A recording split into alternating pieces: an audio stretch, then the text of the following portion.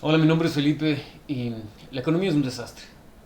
No solo las economías emergentes, las desarrolladas, en definitiva, no está funcionando.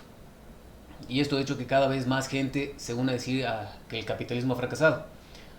Y lo preocupante es que son cada vez más las voces jóvenes que se inclinan a pensar que el capitalismo ha fracasado.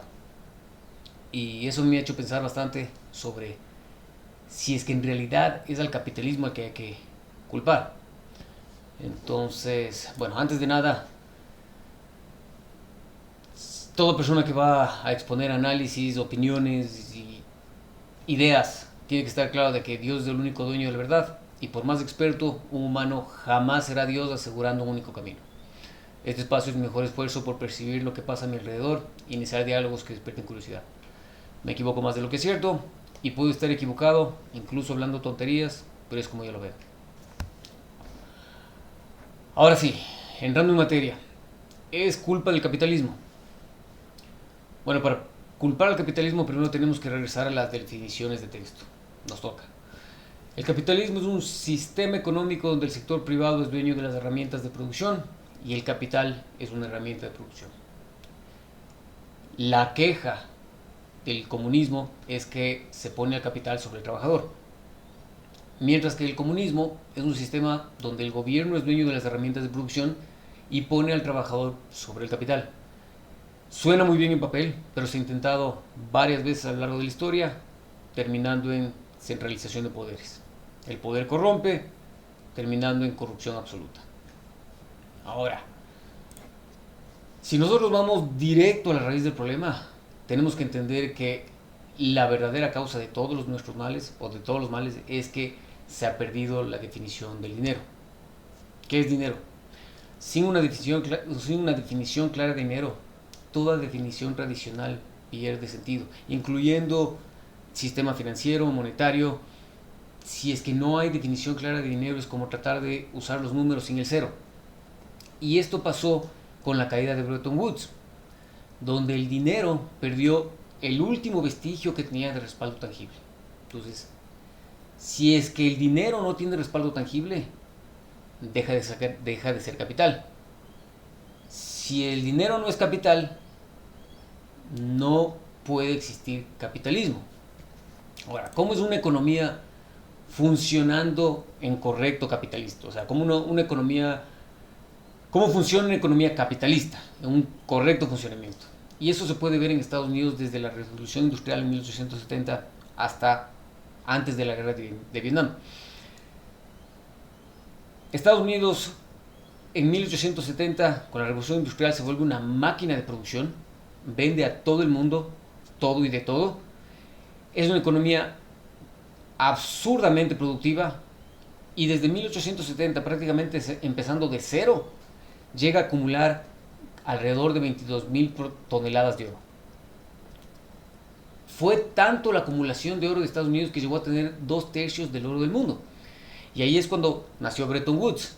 Si es que Estados Unidos tiene todo el oro, tiene lógica que Estados Unidos respalde el dólar en oro y que el resto de países respalden sus divisas con dólares. Era un respaldo indirecto. Todos en oro. Y ahí nació la expresión de tan bueno como el oro. Y pasa lo que tenía que pasar. Estados Unidos abusa de la confianza y para financiar la guerra de Vietnam había imprimido alrededor de 6 veces más la cantidad de dinero que oro en reserva. Los países, por supuesto, se dieron cuenta y comenzaron a retirar el oro masivamente, con Francia a la cabeza. Hasta que en 1971 Richard Nixon de manera unilateral dijo: se acaba, no entregamos nada más de oro porque si seguían ese ritmo iban a perder todas sus reservas. Pasaron de casi 22.000 a 8.000 toneladas. Entonces, dejemos claro que... No dejemos claro nada. Bueno, eso es lo que pasó. Así se perdió, así se acabó con Bretton Woods, que era el último vestigio de respaldo tangible en el dinero. ¿Ya? Centrémonos entonces nuevamente en cómo funciona la economía capitalista. Eh, Hasta ahora, Estados Unidos desde la Revolución Industrial, una máquina de producción, vende tanto que acumula oro. Crece su economía, crece el capital. Crece el capital, crecen las reservas de oro. Es decir, crece la economía junto con el capital. Crece la economía de Estados Unidos, crecen sus reservas en oro de casi 22.000 toneladas. Ahora, una balanza comercial positiva. ¿Qué dice una balanza comercial positiva? Que un país está siendo productivo, que está produciendo más de lo que consume, y si produce más de lo que consume puede ahorrar.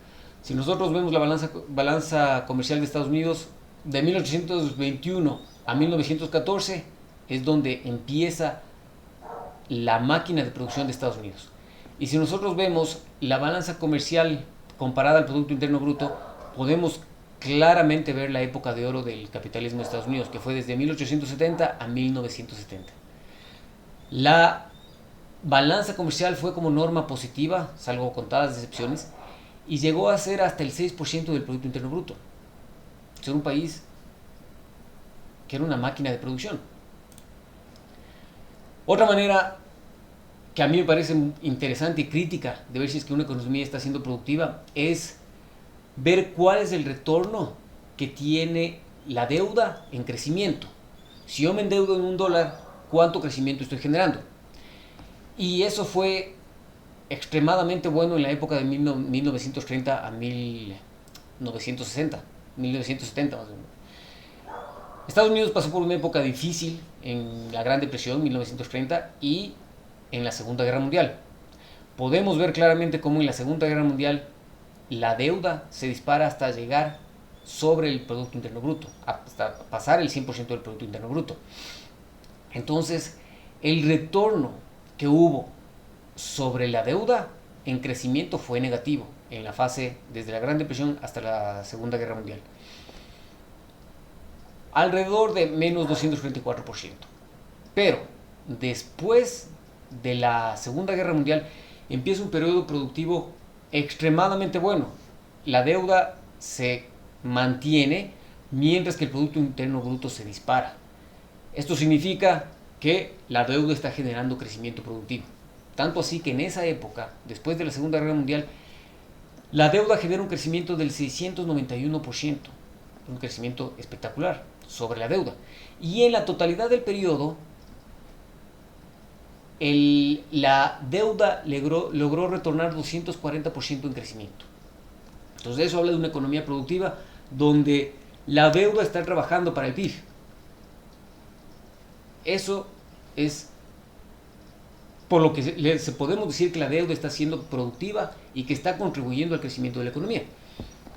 Entonces, si es que las variables de funcionamiento de una economía capitalista son tan buenas, ¿qué significa eso para la sociedad? Y para mí el dato más determinante, la información que más peso va a tener, es la distribución de riqueza. La Gran Depresión fue un periodo de excesos donde las acciones se sobrevaloraron más allá de lo coherente, haciendo que los más ricos tengan una cantidad exagerada de dinero versus la clase media. En la Gran Depresión, el 10% más rico de Estados Unidos llegó a tener el 50% de la riqueza.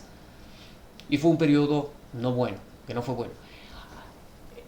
Después de la Segunda Guerra Mundial, eso se equipara y tenemos un periodo de oro que es más o menos desde 1943 hasta 1970, donde la fortuna del 10% más rico permanece alrededor del 30%.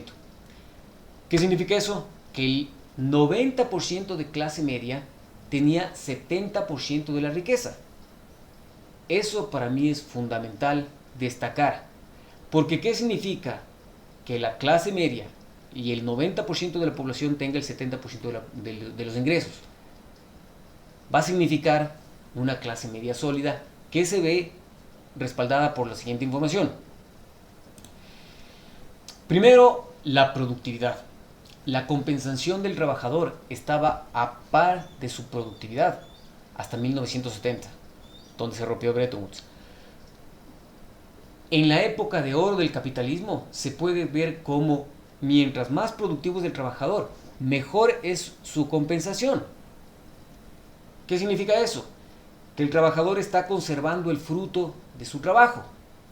Me adelanto un poco a lo que significa, a lo que vamos a analizar después, pero en la actualidad la compensación está completamente separada de su productividad. Mientras más el trabajador ha seguido produciendo, pero su compensación se ve estancada. ¿Qué significa eso? Que el trabajador no está siendo compensado por su trabajo, disparando la brecha. Pero bueno, me estoy adelantando. Ahorita lo que tenemos que tener claro es que hasta 1970, que fue la época del Estados Unidos de oro capitalista, la época de oro del Estados Unidos capitalista, la compensación del trabajador iba de la mano de su productividad. ¿Qué significa eso? Que el trabajador está conservando el fruto de su trabajo. Si es que los ingresos son buenos, ¿qué podemos ver? ¿Cómo se puede ver esto reflejado en el sistema en el mercado de bienes raíces? La edad promedio de primera compra de casa era baja. Hasta en el 81, la edad de compra promedio de la primera casa era 31 años. Ahora es 47. Me adelanto, pero eso es 81. Es decir, cuando ya salió Estados Unidos de su época de oro capitalista. Me atrevo a decir que en los 50, donde fue la mejor época de Estados Unidos, la edad promedio de compra de una casa nueva estaba en los 20 tardíos, debe haber estado entre 25 y 30 años. Entonces, vamos viendo lo que va pasando.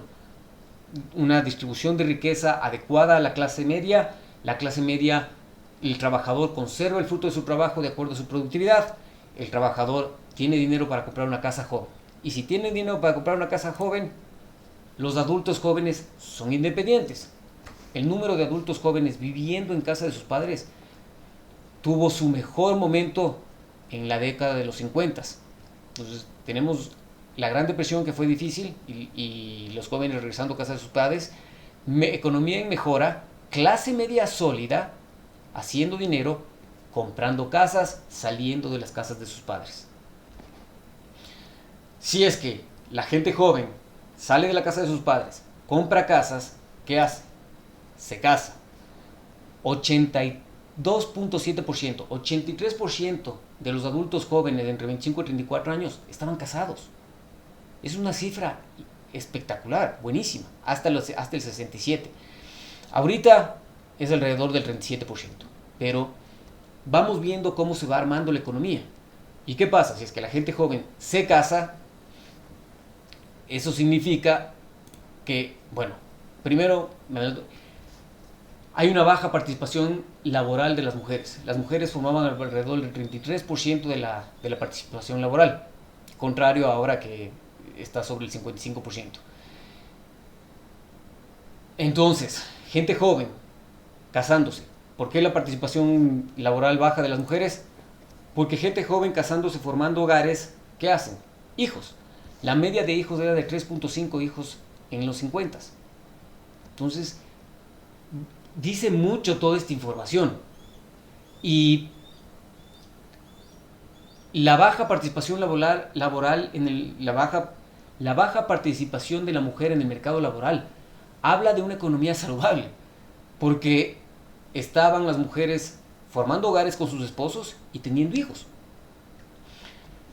Entonces teníamos una economía de una clase media sólida, donde se formaban familias, donde se compraba casa temprano. Comprar casa temprano permitía independencia, permitía casarse, permitía formar un hogar, permitía tener hijos, y no hay nada que mueva más que la economía que los hijos. Entonces, esta fue la época del sueño americano. Y se habla del sueño americano a la época en que una familia con un solo ingreso, el ingreso del padre, podía tener una casa, un carro y una casa con jardín, no un departamento caja de fósforos, no, podía tener una casa con jardín, carros, mandar a sus hijos a la universidad, y todo en un solo ingreso, sin que la madre tenga que entrar al mercado laboral, sino que era opcional. La mujer podía quedarse en casa criando a los hijos o podía trabajar, pero un ingreso permitía este estilo de vida, que a mi forma de ver es saludable. De la experiencia capitalista A mí me causa un poco de, después de analizar, me causa un poco de gracia ver gente en 40, 30, 50 que se identifican como capitalistas, cuando nunca han vivido capitalismo. La última generación que vivió capitalismo es la generación que ahorita está en los 70s, porque ellos fueron adultos jóvenes en la década de los 70s. Y la gente que ahorita tiene 70 años les contará de un mundo completamente distinto, donde existía una economía comunitaria. ¿A qué me refiero con eso? Que había una zapatería, había un sastre, había una tienda de barrotes, había un bazar, no era común que la gente pida trabajo siendo adulto. La mayoría de gente manejaba sus propios negocios. Y, y ahí ahí se puede ver la experiencia capitalista, porque si una persona quería comprar un par de zapatos, esa persona iba al local de venta de zapatos y lo más probable es que conocía a los padres. Estamos hablando de un joven, ¿no? Si es que un joven quería comprar unos zapatos. Y el dueño de la zapatería, sí, tú eres hijo de tal persona. Claro, yo te ayudo, no hay problema. Porque eran conocidos todos. Entonces, la transacción se daba de la siguiente manera. El joven reservaba unos zapatos con el 10 a 20% del precio de la compra. El dueño de la zapatería, muy gentilmente, le cedía o le prestaba el lugar físico en su tienda para separar esos zapatos, mientras la persona o el joven reunía el 100%. Una vez que reunía el 100%, cancelaba la totalidad de los zapatos y se llevaba los zapatos. Esto es un detalle mayor, no es un tema sencillo. La transacción financiera se daba, o la transacción económica, se daba únicamente cuando se completaba el 100% del monto de la compra. ¿Qué significa eso? Que la compra se hacía con capital existente, con dinero, con capital. ¿Ya? Crítico, porque el crecimiento económico se realiza única y exclusivamente con capital existente. Cuando la economía crece junto con el capital, tenemos capitalismo. ¿Qué es lo que vemos nosotros ahora? Comparando ya un poco la problemática en definición de capitalismo y lo que existe ahora que no es capitalismo. ¿Qué pasa ahora? Cuando uno va a comprar algo, primero no tiene idea de quién le está comprando, quién produjo, quién nada. Simplemente es un número, va a la tienda, una cadena enorme, y la transacción económica se registra sin capital existente, sin dinero existente. Se lo trae del futuro. Eso se llama crédito. ¿Ya?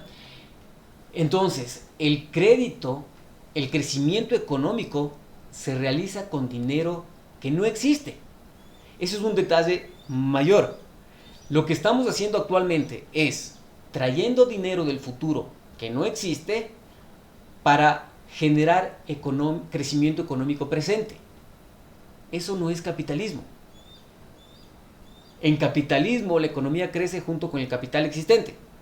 En creditismo, que es el nombre que yo la primera vez que escuché ese nombre fue de un economista llamado Richard Duncan, que me parece espectacular para definir el problema, pero nefasto para ofrecer soluciones.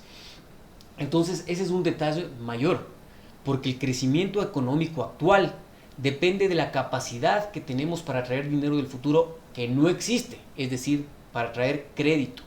Para la economía, ahorita el crecimiento de la economía depende de la capacidad de traer dinero futuro que no existe en el presente. Entonces, si es que tenemos una economía que crece junto con el crédito, no estamos hablando de capitalismo. Le podemos llamar creditismo, pero no es capitalismo. Entonces, a mí no me deja fascinado el analizar cómo funciona la economía actual. Porque ¿qué significa lo que estamos haciendo? Es traer dinero del futuro, gastarlo en el presente, dando por garantizado nuestra capacidad de generar ingresos presentes. A mí se me hace más o menos como que un boxeador pacte una pelea por el título a los 20 años para pelearla cuando tenga 40. Cuando tenga 40 no va a ser el mismo boxeador. en este mundo que es tan incierto, no sabemos cómo va a estar el siguiente año, cómo vamos a estar en 5 años, pero nosotros nos estamos gastando la plata ya del futuro, asegurando condiciones actuales. Eso es lo que me parece a mí crítico a entender. Y bueno, si es que una persona lo hace, no pasa nada.